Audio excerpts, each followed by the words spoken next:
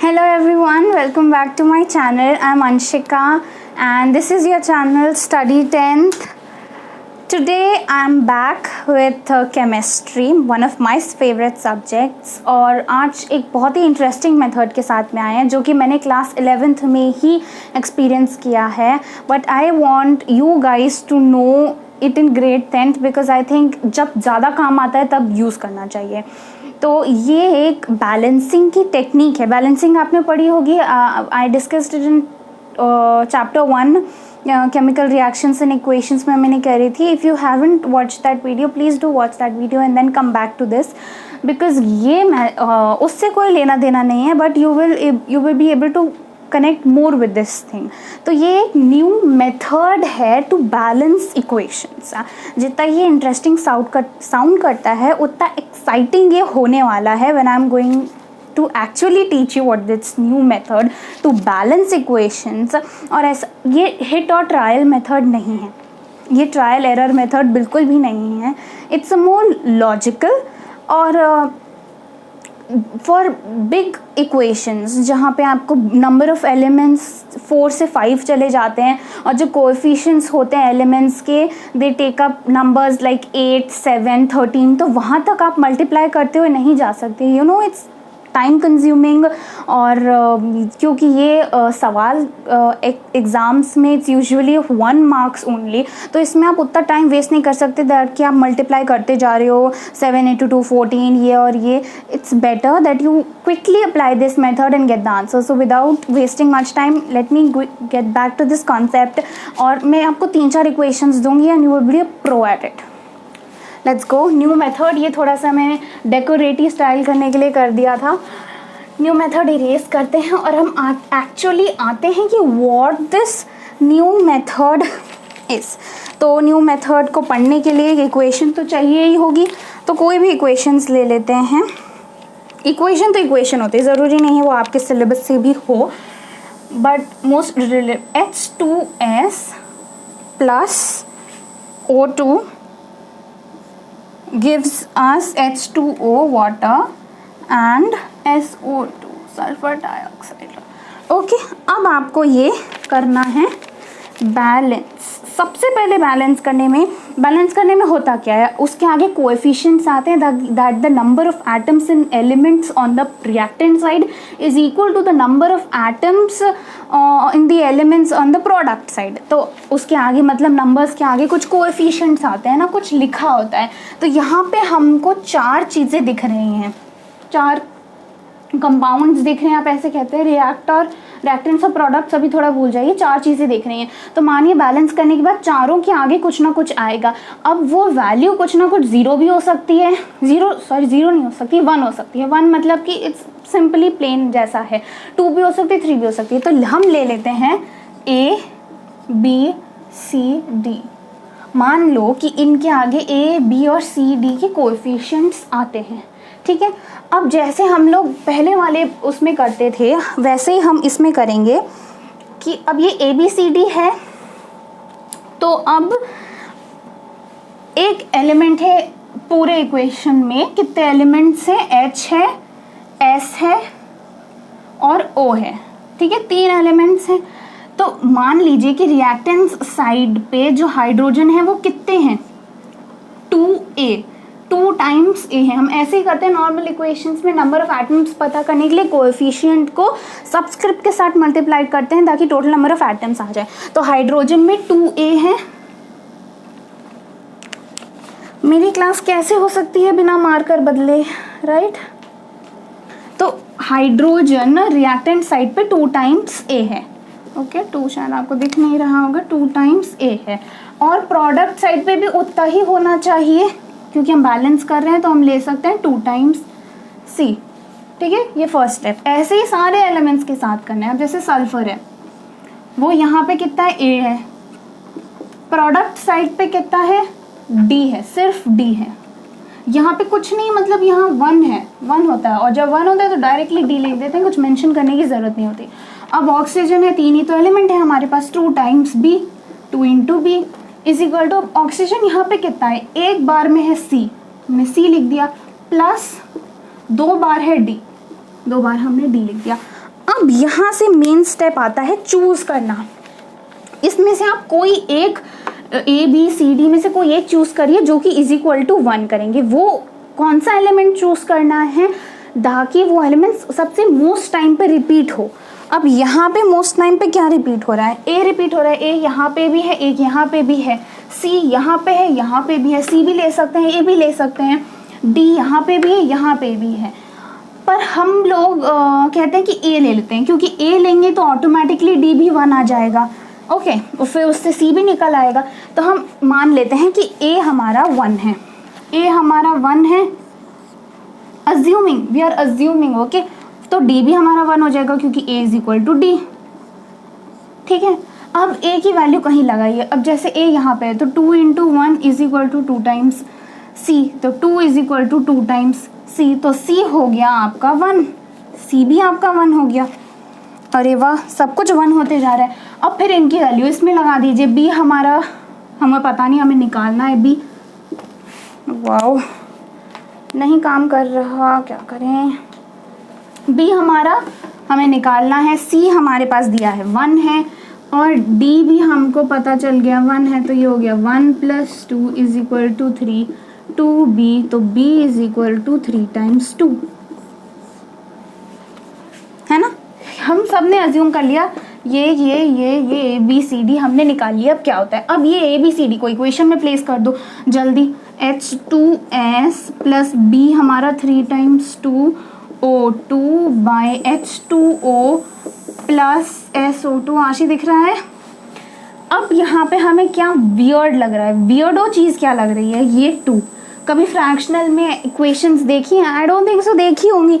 तो अब इसको कैसे हटाएं, पूरी इक्वेशन को 2 से मल्टीप्लाई कर दो। इस 2 की पूरी इक्वेशन को 2 से मल्टीप्लाई करोगे तो ये 2 और ये 2 कैंसिल आउट हो जाएंगे। तो हमारा आंसर क्या आएगा, 2H2S प्लस 3 टाइम्स, ये 2 कैंसिल हो गए, सिर्फ 3 बचा, तो वो O2 के साथ आ जाएगा।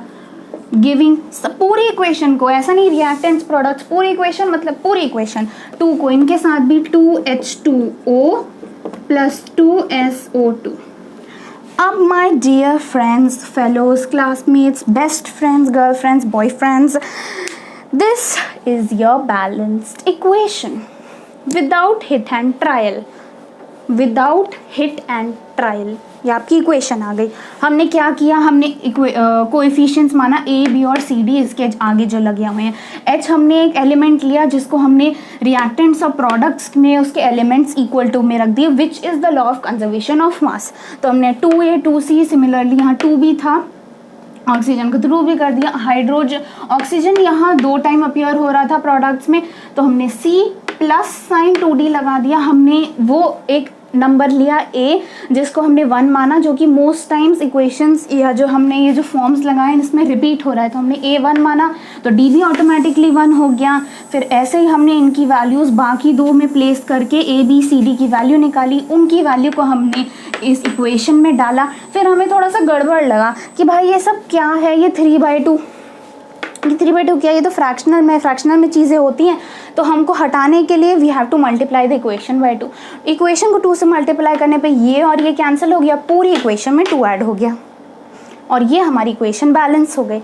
आपको ये लग रहा होगा कि ये चीज़ तो हिट एंड ट्रायल से भी हो सकती थी क्योंकि ये स्मॉल नंबर्स हैं, लेकिन अगर यहाँ पे नंबर्स 8, 10, 13, 12 वहाँ तक चले जाएंगे तो वो हिट एंड ट्रायल फिर आपका टिक टिक टाइम कंज्यूमिंग हो जाएगा और वो फिर आपका पेपर उधर ही नीचे स्लोप में जाने लगता है। ओके, तो अब बहुत बातें हो गई। I think I should pick up our next question. We are writing another equation. Practice makes anybody perfect. Anybody. Equation लिख दी। सबसे पहला काम क्या होता है, हमें कोएफिशिएंट अज्यूम करना। हमने अज्यूम किया A है, B है, C है, D है।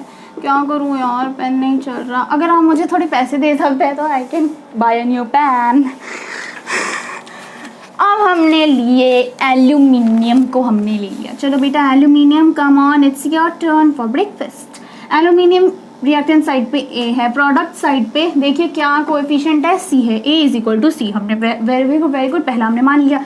फिर हमारे पास एक और एलिमेंट है। कितने एलिमेंट है पहले, सबसे पहले ये देख लो, एल्यूमिनियम, कॉपर, क्लोरीन। कॉपर लिया Cu, उसको हमने लिया रिएक्टेंट साइड पे, इट्स B टाइम्स आ रहा है, अब ये कुछ भी हो सकता है B, ठीक है, हमें नहीं पता। कॉपर D पे कितना आ रहा है, प्रोडक्ट साइड पे कितनी बार आ रहा है, D टाइम्स आ रहा है, मतलब उसके कितने एटम्स हैं, D टाइम्स हैं, तो B is equal to D ले लिया। This is law of conservation of mass, जितने नंबर ऑफ एलिमेंट्स, जितने number of atoms reactant side पे होंगे एक एलिमेंट के, उतने ही number of atoms product side पे होंगे उसी एलिमेंट के।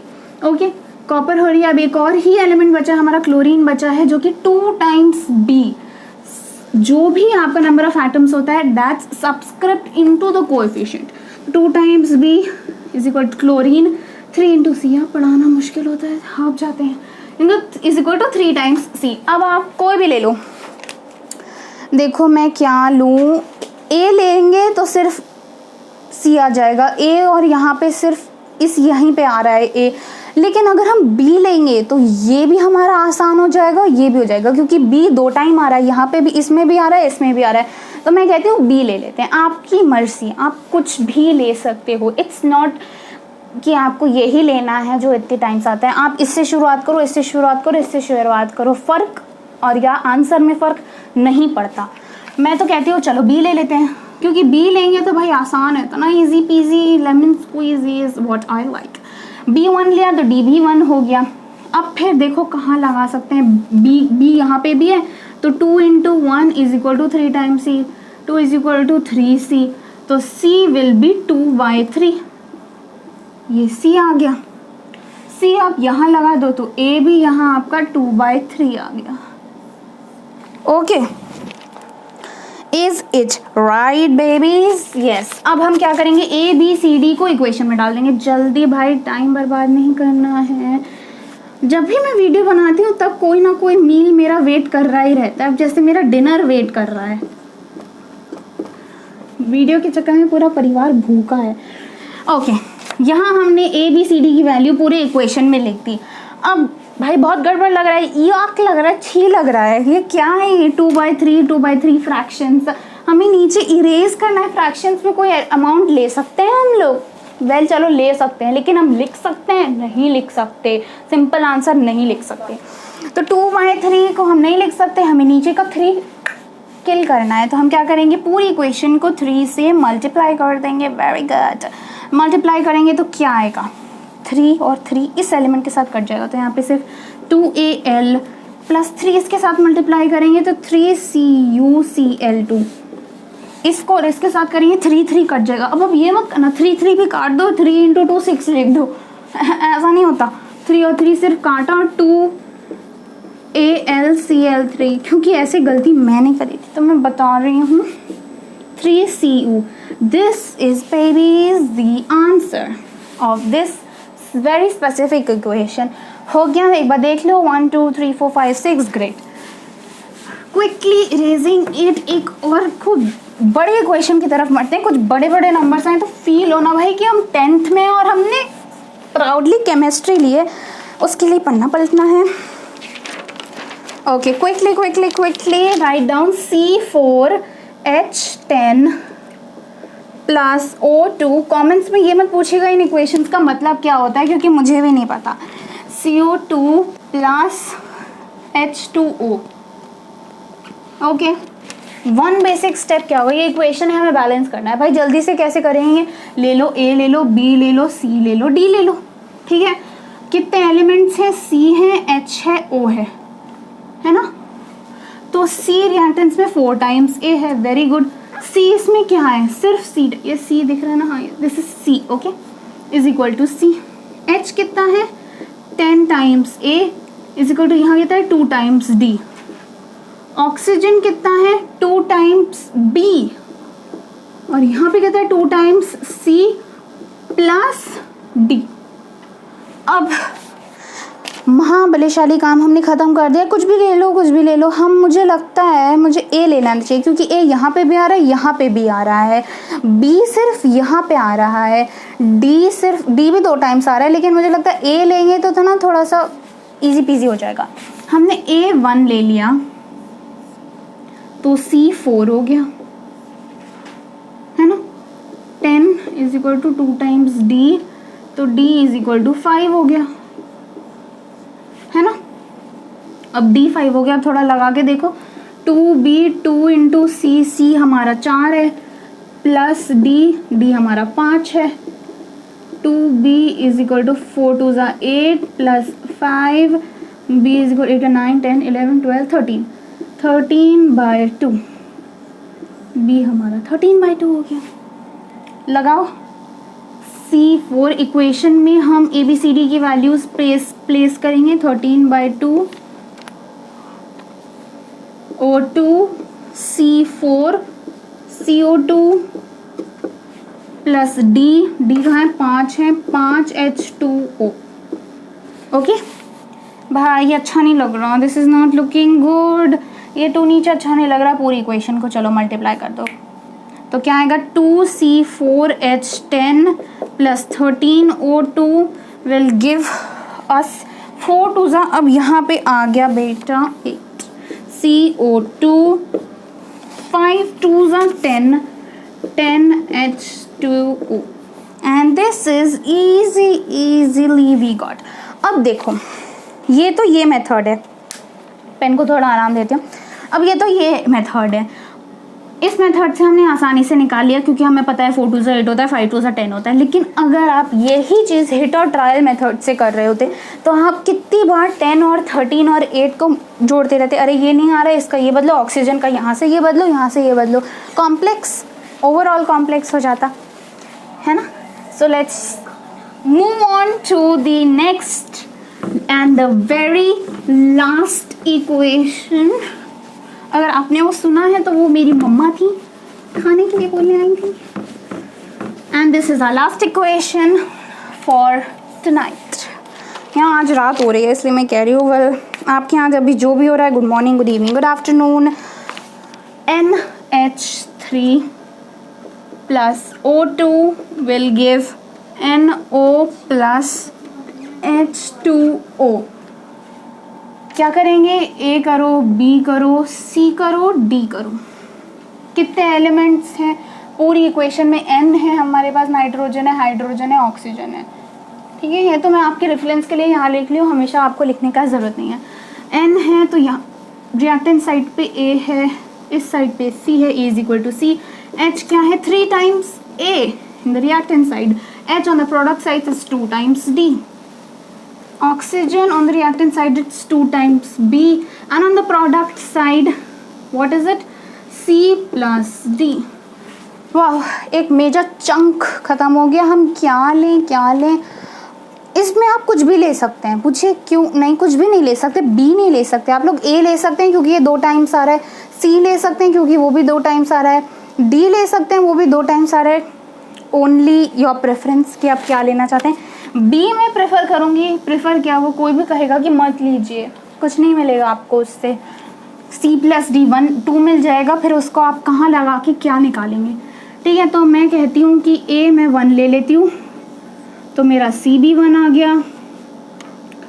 3 इज इक्वल टू 2, D भी हमारा 3/2 आ गया, है ना, सॉरी 3/2, ओके 3/2 आ गया।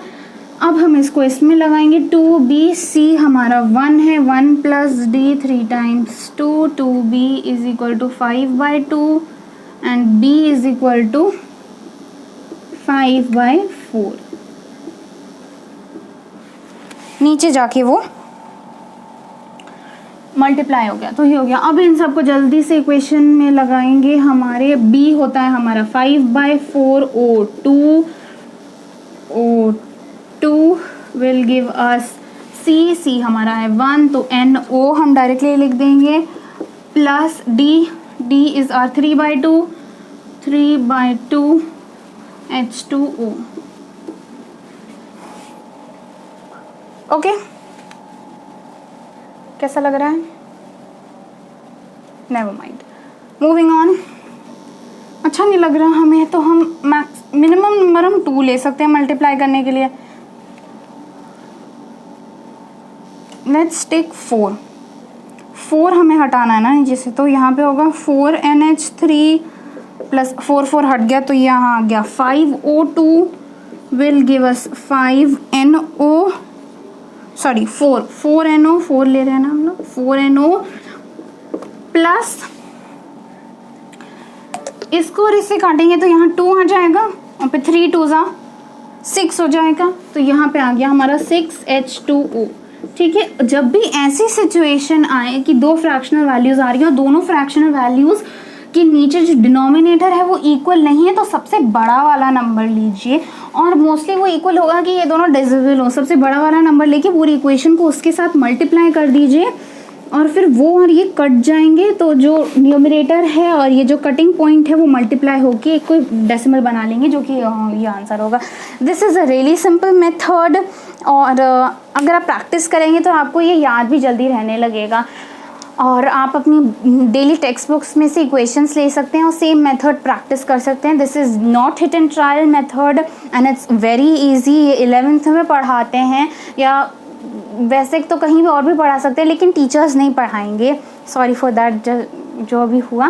Thank you for watching my video. See you back later. Bye bye.